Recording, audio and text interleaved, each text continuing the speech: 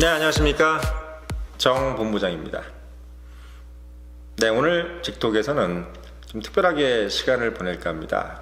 사실 제가 자칭 또는 타칭 청년 전문가잖아요. 사실 제가 청년 전문가라는 그걸 좋아하는 이유가 사실 청년학이라는 게 따로 없지 않습니까? 대학에서 아동학도 있고 있는데 청년은 학문이 없어요. 왜냐하면 누구나 청년에 대해서 뭔가 분석한 적이 없었거든요. 왜냐하면 청년은 좋은 거니까 누구나 청년들에 대해서 동경했고 자신의 젊음, 20대 시절, 대학 시절 여기를 항상 동경했기 때문에 과연 그들이 무슨 걱정이 있을까, 또는 그들이 나쁠 게 뭐가 있어, 항상 이런 대상이었기, 부러움의 대상, 너희 때가 좋았지, 이런 대상이었기 때문에 청년 전문가라는 것은 유독 없었습니다. 근데 아시겠지만 요즘 청년이 가장 힘들잖아요. 한국이든 일본이든.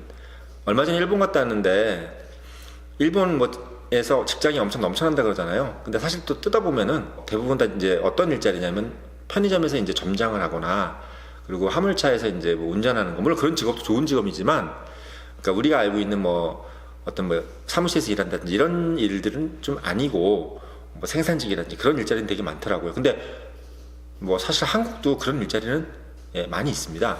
다만 아무튼 청년들이 이제 예전에 우리 기성세대들이 누려왔던 것들을 못 누리는 것은 명확한 사실이에요. 그래서 지금 청년들이 오히려 어떻게 보면 이제 분석의 대상, 이들이 무슨 생각을 하고 있을까, 이런 어떤 대상이 된 것이 이제 근래 몇 년 사이가 된 거죠. 그래서 저 같은 또 이 청년 전문가들이 생긴 겁니다.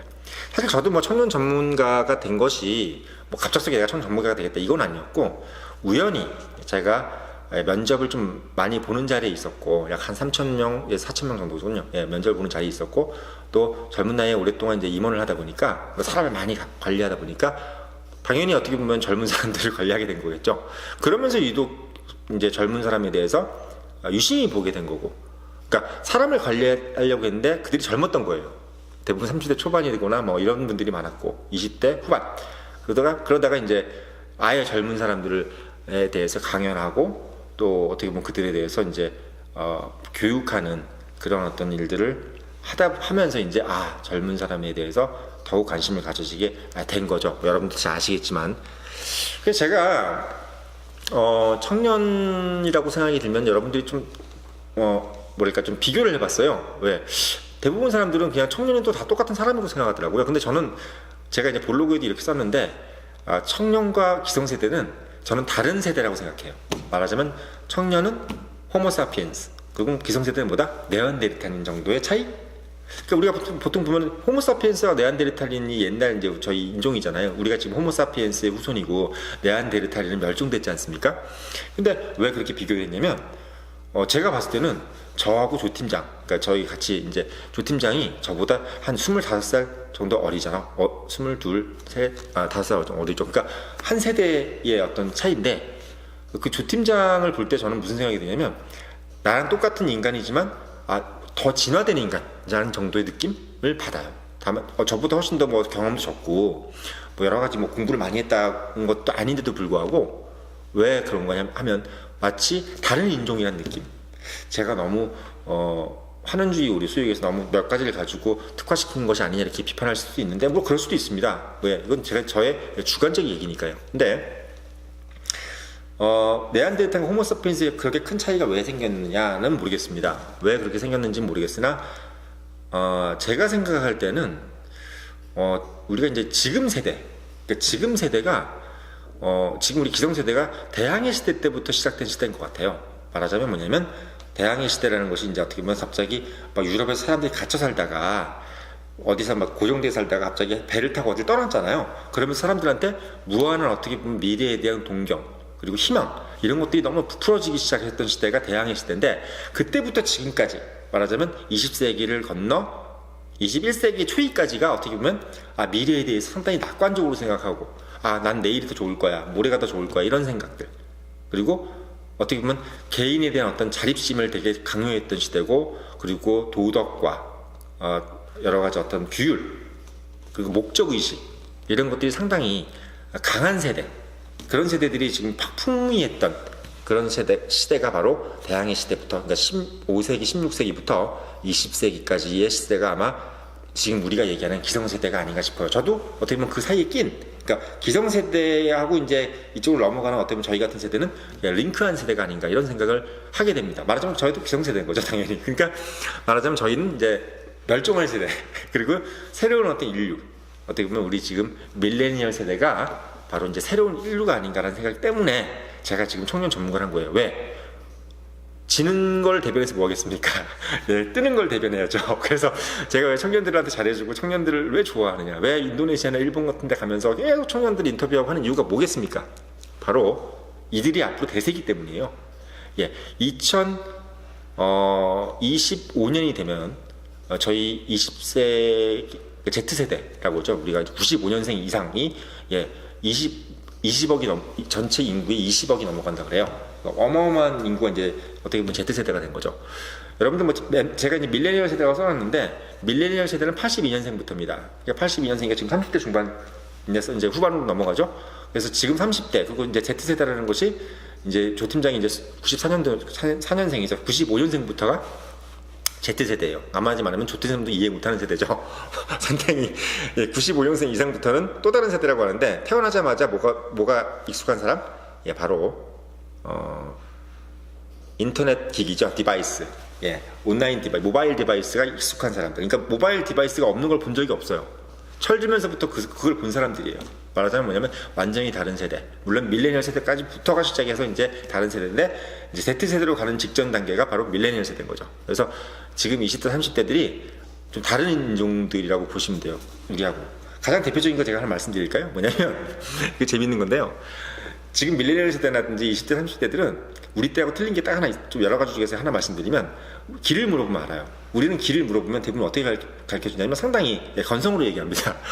그냥 이리 가셨다, 이리 가시면 됩니다. 이런 식으로 매우 건성으로 얘기하고 더 재밌는 건 부모가 뭘 물어볼 때는 상당히 거의 귀찮다는 대답을 안 합니다.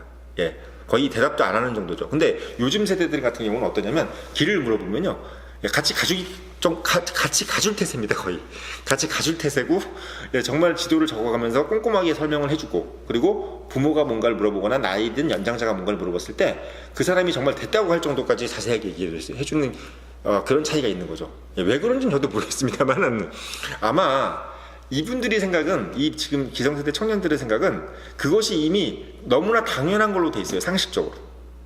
그리고 또 하나가 뭐냐면 또 가장 큰 차이. 이분들은 그룹핑 능력이 있어요. 말하자면 뭐냐면 누구누구와 같이 모여있는 것에 대해서 부담이 없어요. 우리 세대나 기성세대들 같은 경우는 누구랑 같이 있거나 이런 것들 되게 부담스러워합니다. 혼자 있는 거, 뭐 이런 거에 대해서 편안해하고 같이 있으면 불편해요. 물론 지금 청년들도 혼자 있는 거에 대해서 익숙해요. 상당히 혼자 가는 걸 좋아하는데 재밌는 건 뭐냐면 혼자 있는 것도 좋아하고 같이 있는 것도 별로 불편함을 모릅니다. 그리고 생판 처음 보는 사람에 대해서 같이 오늘 몇 분 안에 되게 친해져요. 근데 우리 같은 경우는 우리 기성세대라든지 위에 우리 할아버지들 같은 경우는 어때요? 누구랑 같이 새로운 모르는 사람하고 서로 얘기도 안 해요. 같이 인사도 안 해요. 어떤 경우. 이런 경우인데 지금 청년 세대들 같은 경우는 금방 친해져요. 심지어는 혼자 있을 때도 뭐 하고 있어? SNS 하고 있어요. 누구랑 같이 인사하고 있어요. 생전 처음 보는 사람하고 게임을 하고 있어요. 우리 기성세대 사람들하고는 정말 있을 수 없는 일이고 몇 번씩 뭐 서로 간에 뭐 수인사를 한다든지 이래야지 며칠이 지나야지 할 수 있는 것들을 단 몇 초 만에 끝냅니다. 그게 바로 지금 청년 세대들의 아주 두드러진 특징이었죠. 길을 묻는 거하고 그룹핑, 어빌러치 부분. 그래서 제가 이 두 가지를 왜 유독 말씀을 드리냐면 이 두 가지 능력이 바로 네안데르탈인이 사멸하고 호모사피엔스가 뜨는 가장 큰 계기하고 똑같아요. 호모사피엔스도 같이 있는 걸 좋아해요. 네안데르탈인이 왜 멸종했냐면 사실 이 네안데르탈인은요 키가 엄청나게 컸대요.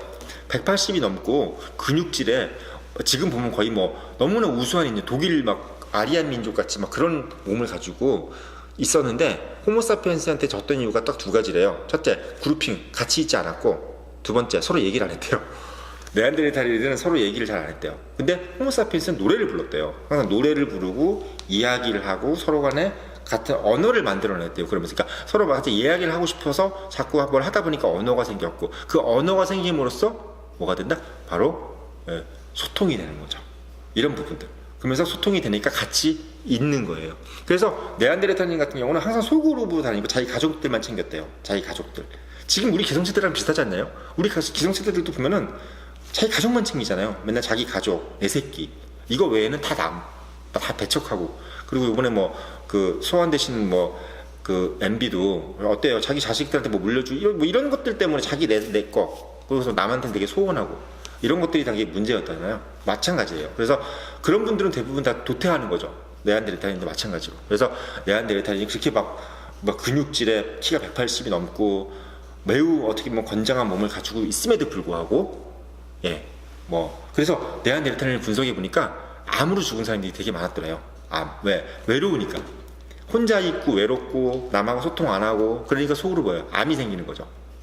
이건 뭐 제 얘기가 아니라 그냥 분석에 의해서 나온 거랍니다. 그래서 어떻게 보면 정신적으로 상당히 그 치명적인 데미지나 트라우마를 가지게 되는 어떤 그런 생활 습관을 가지고 있었던 거죠. 마치 지금 기성세대라고 똑같아요. 항상 우리가 인상 쓰고 있잖아요. 우리 레드 준표도 마찬가지로 항상 이렇게 인상 쓰고 있는 이유가 누구랑 소통하는 데 있어서 상당히 어려워하고 그런 거죠. 상당히 어려워하고 뭐 얘기할 때 일방적이고 이런 식으로 가는 것들을 그래서 지금 청년들이 그런 것들을 되게 싫어하는 거예요. 왜? 일방적으로 얘기하는 거. 소통하려고 하지 않고 같이 공감할 수 있는 언어를 자꾸 쓰지 않는 거. 이런 부분들이 지금 청년들이 힘들어하는 부분이고 그게 바로 네안데르탈인과 호모 사피엔스의 차이와 거의 유사하다. 그래서 우리 기성세대들은 아마 멸종될 것이다. 이게 청년의 힘 대표인 제가 청년들에게 아부하고 청년들을 끌어안으려고 하는 이유인 겁니다. 정말 그들을 사랑합니다. 왜? 그들은 뜹니다. 지금 청년들은 성공할 수밖에 없어요. 제가 봤을 때 성공적인 분석을 해봤을 때 성공할 수밖에 없는 그 생활 습관을 가지고 있기 때문에요. 습관을 가지고 있는 거죠. 그래서 아마 지금부터 한 5년에서 10년 정도 지나게 되면은 아마 그게 눈에 딱 띄게 나타날 것이고 제가 또 팁으로 말씀드리면 여러분들 취업 앞으로 한 10년 지나면 되게 잘 될 거예요. 왜? 그때 아마 많은 분들이 은퇴하실 거기 때문에 여러분들이 아마 여기저기서 서로 오라고 날릴 거니까 마음 놓고 애 낳으시고 지금 이제 청년분들 같은 경우는 애 마음 놓고 낳으셔도 돼요. 나중에 가면 걔네들이 오히려 옥동자가 돼요. 왜? 직장에서 돈 많이 버실 거예요.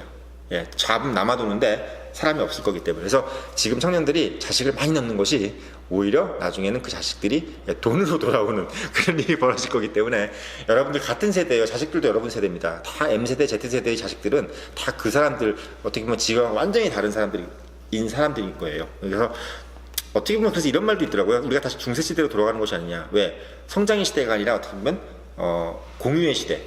근데 사실 지금 그렇게 될 것 같은 느낌도 좀 있어요. 왜? 모든 성장들이 지금 한계에 도달했다는 얘기도 많고 우리가 지구를 떠나지 않는 이상 여기서 더 이상 발전하는 것이 힘들지 않겠느냐 이런 얘기가 나오는데 그 얘기가 아마 이렇게 해서 나오는 것 같아요. 그래서 앞으로 시대는 뭔가 소통하고 공유하지 못하는 사람들은 도태돼 버리는, 그러니까 대항해 시대부터 20세기까지 왔던 성취의 시대, 성장의 시대, 누군가에 대해서 배척하는 시대, 소통보다는 독점의 시대, 이게 이제 무너지고 공유하고 소통하고 그리고 같이 화합하는 그런 인종이 살아남는다. 이게 정본부장의 결론입니다.